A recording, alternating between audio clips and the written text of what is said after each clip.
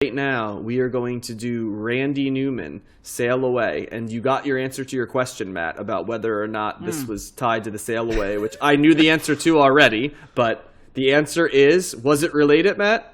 No. Twas not. No. Twas not, as you know, yeah. So Randy Newman's his own beast. All right, so in this one, Matt's going to kick us off. But I'll tell you what, Matt, why don't you go ahead and run the numbers for this album and then just go ahead into your initial take and we'll start the clock. So it's 325 in the 1970s on Best Ever Albums. It's 32 in the year of 1972, 1,607 of all time. And in Rolling Stone's list, it comes in at number 268. So I'm familiar with Randy Newman and don't know a ton of his songs, but familiar with the kind of genre that he does. So this album's fine. It's definitely not for me. And as soon as he started singing the first track, which I have heard before, Wasn't it Sail Away? In America, like he does the Randy Newman voice, and I could not help but think of Family Guy, where they do the Randy Newman sketch, and it's so perfect. It's just he has such a distinct voice. Redheaded. I'm not even going to try to do it because it's gonna. But like, so that came up right away. So I started laughing. If you know that scene from Family Guy, it's like the apocalypse comes and he's like, here's Randy Newman singing about everything that he sees, and he's just like, she's taking a bite of an apple, and she takes a bite, she takes another bite, and he's just like, it's all this observational stuff, and it also reminds me of movies from the 80s and Toy Story, because that's Randy Newman. Like he is a film guy, right? And he's very much scores. And Did you recognize Burn On is on Major League. So I was like, and that's what's I'm like, oh, I know that song. It's the Ohio song, you know. It's so funny you say that because as I was listening, I said, when I think of Randy Newman, I think of the beginning of a certain type of movie from the 80s and early 90s. And I said to myself, I'm pretty sure Major League starts with one of his songs. And I'm saying this as I'm listening. And then like 3 tracks later, that song is on. And I'm like, that's the song. I'm like, what are the chances that it's on? So, but it's like, I feel like I could listen to 10 Randy Newman albums and find the beginning of like 70 different 80s or 90s movies or TV shows. Yeah, some like... what is that, Penny Marshall's movie or something like that? You know, in the 80s. It's just very, that's what I think of, you know. So it's almost like Steve Guttenberg movies. Like I also feel like would have that a lot. But it's almost like because of all of that stuff, this album was doomed to not be a great album for me. I think he's a clever songwriter. I think you can certainly say that about him. He has got a very unique style, not just, I mean, certainly vocally, but just musically, his piano, the lyrics. It's also not, it's not hard to pay attention to his lyrics sometimes. But it's just. Yeah, there's not a whole lot. I'm not really going to go back to this or anything like that. I did like what was it? Memo to My Son, I think, was my favorite song off of this album. Wait, was that the one? Yes. It made me laugh a little bit. He's talking about he's like, I don't want to hurt no kangaroo. He's like, that's Political Science. Or is that Political Science? Oh, I'm sorry. Yeah, that was my. Favorite. I'm sorry. Memo to My Son was, I like the cool piano part in that, and then the Political Science one was the one that was making me laugh. So he's got those little, kind of lines in there that are pretty clever and just unexpected as well. Mm-hmm. So it's kind of he's funny. He's a clever guy. This is a hard type of music for me to be like, oh, I'm going to go listen to some Randy Newman now. I think I respect him a lot, and he's a very good songwriter, and he's all over Toy Story. I've been watching a lot of Toy Story with my 3-year-old lately, and he did like the music for all 4 movies, and he's not just doing like the songs like in like a montage or whatever, but he's also like doing the score, I believe. Like it's music by Randy Newman, so he's certainly prolific in the film industry. He's won multiple Oscars for best song. Yeah, so he's a really great artist, but this isn't for me. So I'm a little more bullish than you are on it. I wouldn't say I love this album, and I wouldn't say I necessarily love Randy Newman all the time. I mean, like, I always think of like Short People as the classic Randy Newman song. It's it has all of the elements, like observational stuff. His voice is there, like the plot, like wah, wah, wah, wah, wah, like sound that I hear when I hear like Randy Newman songs. With that, so let me go with what I liked on this album first of all. Randy Newman's like a sad sack songwriter. I feel like he just writes about sad sacks. He's got a pessimistic view of like life at times, like that comes through in all of his songs. It's not like cynical though; it's just pessimistic. It's like in movies, a lot of like what would be considered to be like Jewish humor. I think you know what I mean, like sort of that like, oh, the world is falling, but I'm half winking while I'm a sad kind of like what Jerry Seinfeld does to some degree. Like he is a songwriter, is sort of like Jerry Seinfeld, observational, right? Kind of like everything kind of ends with wah wah wah, at the end of it, but it's also like you take it with a grain of salt. You know what I mean? That's how I feel about like Randy Newman's songs. Now, I will say there are 2 songs on this I really liked. Last Night I Had a Dream and You Can Leave Your Hat On were really good songs. I like the musical accomplishment.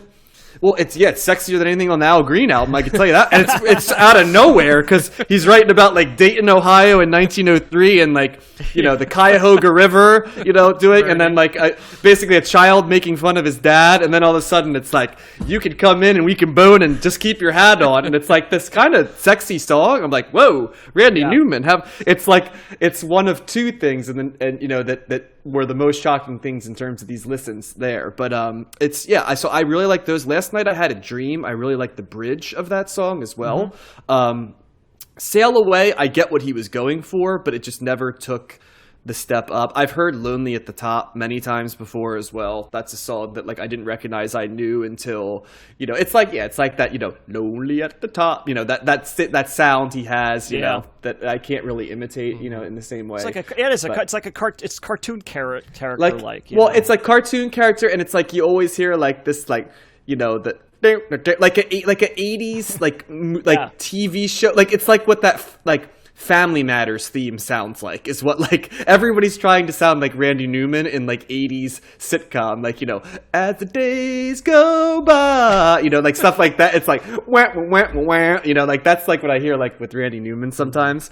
But I didn't dislike this as much as you did, Matt. With that being said, I will never, like, Randy Newman will never be a destination artist for me. I feel like there's songwriters that are profound in a way that more speaks to me, and you guys know me well enough to know like the minutia and the observational of a day-to-day basis, which he does, is not something that like speaks to my my general pathos of life, but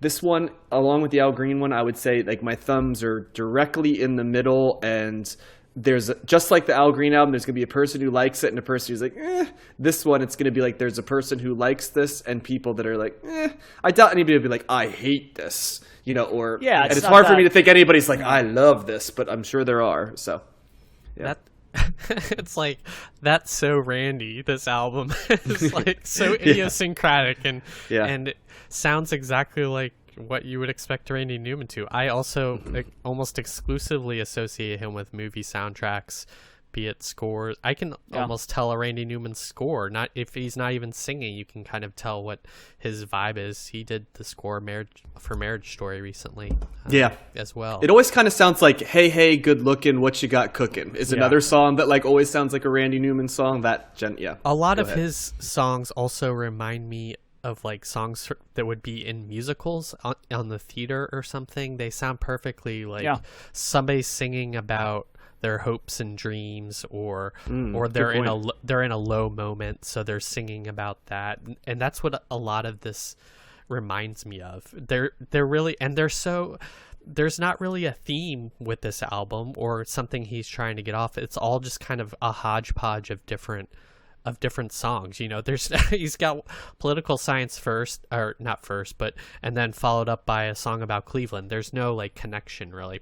And Political Science is kind of like this acidic commentary on politicians like blowing things up with nuclear war. So and then you, like John said, you Can Leave Your Hat On later on, which is just like this sexy, interesting song that I had never heard from him before. Well, and God's Song is a really interesting song too. It's basically like him saying, God's like, what the hell's wrong with you people? Like, I'm kind of a prick, but hey, that's why I love you guys, because you let me be a prick. Basically, I own it. And I kind of chuckled at that song, even though I think it was supposed to be I don't know if it was supposed to be profound, funny, or profound and funny. I found it dark. I found it kind of dark. Yeah, personally. but there's humor to it too, because like I said, with him, I never feel like he's being totally literal in these songs. I feel like he's winking a little bit as he does it, even if he believes in most of it. So that's kind of where his genius lies, right? He can write these really funny, biting lyrics, but then put them in kind of like an upbeat piano melody in a way. I mean, Old Man, that's another song that's like very sad. It's really sad. That is, you're right. It's basically like when you don't need your dad anymore, and you're like, he's kind of become like a parody of what you imagine. Yeah, so he really runs the gamut of emotions through his songwriting, and I guess through his piano playing as well. So you get all of that here, but like you guys, I would never think of to like, I'm in the mood for like Randy Newman, maybe like a one-off song or something, right. like in a mix, or put it in a mix. Yes, if it came up randomly on shuffle or something, I'd be like, okay, but I can't imagine just going, let's dig in the Randy Newman archives and see what I haven't listened to. So I took a peek right here. I'm breaking our rule about not doing stuff. You want to hear something very interesting? Yes. According to this, Brian Wilson has said that this album profoundly affected him at the time of its release, briefly keeping him from sliding further into depression and mental illness. Right. In particular, Wilson noted that he listened to Sail Away over and over while physically writing down the lyrics. Well then, thank you, Randy Newman, for your service. No, he's a unique artist, know. No question. And he's good at what he does. Like this little genre that he's kind of crafted that he pretty much owns, right? I don't. Yeah. Who else? Who else? As soon as he starts singing it, it's like Randy Newman. You know what I mean? Like, and it's like its own thing. And even though there's been tons of movie scores and soundtracks and all that, like when he starts playing the piano and you hear a little of that orchestration, it's like this is Randy Newman. And I didn't even know. Like, I just thought that was 80s movies. I just thought that was the thing. And it's like, nah, it's all coming from the one guy.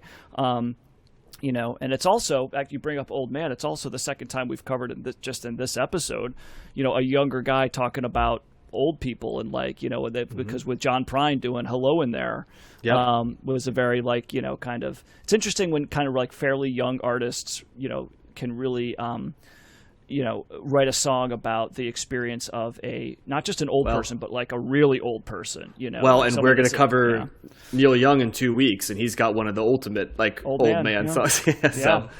And he's a young man too. It's funny because two things real quick. Only Randy Newman can score Toy Story and also have the lead song on the soundtrack of 9.5 Weeks. So, Josh, you'd love that. Geez. So that's you can leave your hat on. So for those that have never watched 9.5 Weeks, watch it, but don't watch it at work. That's John's take. That would be an erotic thriller genre. well, true to form, this album's all over the place, so he might as well put songs in movies that are all over the place too. Well, and I also think Randy Newman does a little bit of what Harry Nilsson does, but the Harry Nilsson stuff spoke to me a little bit more, I think. But I think they kind of come from the same songwriting universe, albeit different spots. Yeah. Well, I like Nilsson's music. I liked better. Like that's what I was just gonna say. Yeah. I mean, it's a clear distinction. Yes. So but it is kind of they're cousins, I'd say, in terms of what they're trying to do, albeit they sound different. So any other thoughts on Randy Newman, Sail Away? I believe it's the only time we cover him, guys. Yeah, it is his highest ranked album on Best Ever Albums. So and I think I'm going to post that Family Guy sketch on Twitter. I love that. Yeah. We need to get away from Randy Newman. And in the biggest, while I didn't know that, I absolutely knew it with that. It's like, what's that segment they have? I think it's like I don't know for sure. It's a Bill Maher sketch, right? Like I don't know for sure, but I know it. Like the song "Lonely at the Top." Who do you think he wrote that song with in mind to record it? It's like the only answer for that. Just hint. I don't know. President? Right. Frank Sinatra. That's like, as I listened to that, I'm like, this is a Frank Sinatra song just performed by Randy Newman. So, yeah. So okay, well maybe I gave myself too much credit for being observational. So yeah. Or maybe you guys just aren't that smart. I'm think a it's dumbass. me, I've already said that. I don't know what it's- Josh's excuse is. I think it's me, to be quite honest. I'll be like Randy Newman. I'll put the blame on myself in a pessimistic worldview. So No, I'm glad we have a smart person on the podcast. Smart person. Primary it ain't me. I was mispronouncing words for like weeks and weeks, so I'm just waiting to mispronounce something else. Well, so. you're still calling Harry Nilsson Harry Nielsen. That's true. That's what I said. So I'm the dumbest person on the He's a podcast. diehard. So, yep. So We're all dumb in different ways, you know. yeah, we are. We really are. Just like humanity. That's right. Slice of life.